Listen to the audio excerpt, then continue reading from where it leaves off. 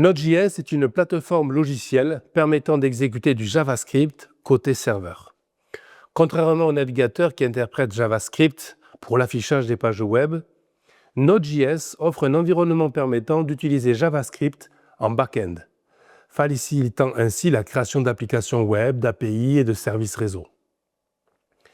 Dans ce chapitre, nous allons découvrir les bases de Node.js, comprendre comment l'installer et le configurer, explorer son fonctionnement et apprendre à exécuter des scripts JavaScript côté serveur. Quel va être l'objectif de ce chapitre? Eh bien, c'est comprendre ce qu'est Node.js, pourquoi il est utilisé, installer et configurer Node.js sur son ordinateur, exécuter un script JavaScript en ligne de commande, explorer les bases du système de modules et de gestion des dépendances avec NPM. Alors, qu'est-ce que Node.js et pourquoi l'utiliser? Alors, Node.js repose sur le moteur V8 de Google Chrome à l'heure où nous parlons aujourd'hui, qui exécute du JavaScript de manière performante et asynchrone. Il permet de gérer des opérations réseau rapides, optimisées, ce qui le rend idéal pour les applications nécessitant beaucoup d'interactions en temps réel. Pourquoi l'utiliser? On vient de le dire, une exécution rapide, grâce à son moteur JavaScript optimisé. L'asynchronisme, qui va permettre de gérer plusieurs tâches simultanément. L'utilisation d'un même langage, JavaScript, pour le front-end et le back-end. Enfin, un écosystème riche grâce au gestionnaire de paquets NPM. Enfin, facilité de création d'API et de serveurs web. Voyons comment installer Node.js. Alors, vous allez retrouver dans le cours, bien sûr, toute son installation, voyant les principales étapes. Alors, déjà, Node.js va dépendre du système d'exploitation que vous utilisez. Alors, pour Windows et Mac, il suffit de télécharger depuis le site officiel, de choisir la dernière version recommandée, souvent LTS, et de suivre les instructions de l'installation.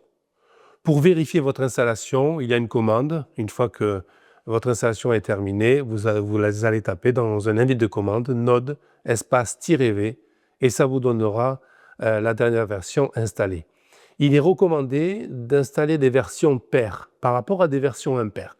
Si on vous propose une version impaire, c'est qu'elle est encore en cours de test.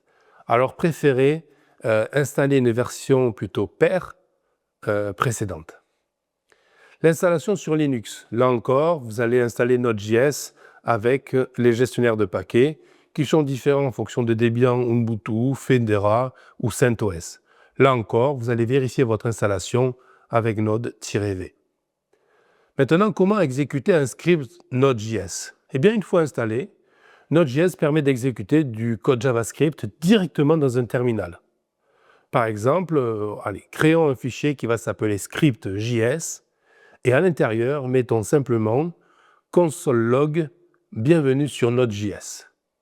Eh bien, pour exécuter ce script, il suffira de taper node script.js et cette commande va afficher bienvenue sur Node.js. Voyons maintenant le système de modules et le gestionnaire de paquets NPM. Alors, Node.js repose sur un système de modules qui permet de réutiliser du code facilement. Vous retrouverez dans le cours comment importer un module natif. N'hésitez pas à regarder comment cela fonctionne. Pour utiliser NPM, là encore, et gérer les dépendances, n'hésitez pas à regarder dans le cours. Mais brièvement, NPM est la traduction de Node Package Manager, qui est un outil qui permet d'installer des bibliothèques JavaScript tierces. Pour initialiser un projet Node, et vous retrouverez cette ligne de commande dans un très grand nombre de cours ayant trait à JavaScript et à Node, il suffira de taper npm init-y.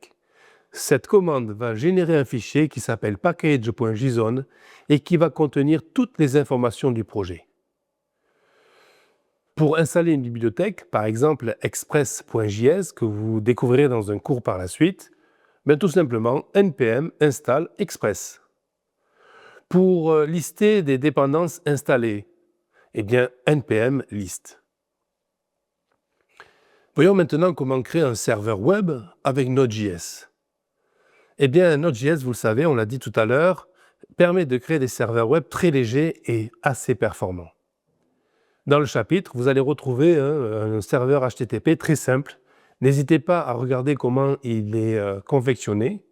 Et pour lancer le serveur, il suffira juste d'exécuter la commande node server.js.